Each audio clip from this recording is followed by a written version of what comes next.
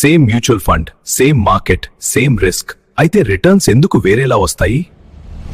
Difference చిన్నది కాదు, 20 రూపాయల నుంచి 30 లక్షలు. రెగ్యులర్ ప్లాన్ అంటే నీకు మధ్యలో బ్యాంక్ లేదా ఏజెంట్ ఉంటాడు, అతనికి కమిషన్ వెళ్తుంది. డైరెక్ట్ ప్లాన్ అంటే మిడిల్ మ్యాన్ లేదు, కమిషన్ లేదు, risk same, cost less. Regular ప్లాన్లో ఎక్స్పెన్స్ రేషియో ఎక్కువ, డైరెక్ట్లో తక్కువ. లీక్ చిన్నదిగా కనిపిస్తుంది కానీ టైంలో పెద్దదిగా మారుతుంది. 5,000 SIP 20 years కి, రెగ్యులర్లో 45 to 50 లక్షలు, డైరెక్ట్లో 60 to 65 లక్షలు. ఫండ్ మారలేదు, మార్కెట్ మారలేదు, ప్లాన్ మాత్రమే మారింది. ఈజీ అనిపిస్తుంది, మేనేజర్ చూసుకుంటాడనుకుంటారు, కాస్ట్ ఇగ్నోర్ చేస్తారు.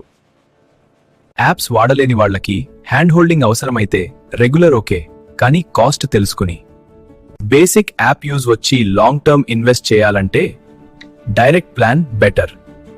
కన్వీనియన్స్ కావాలా, వెల్త్ కావాలా, డెసిషన్ నీది.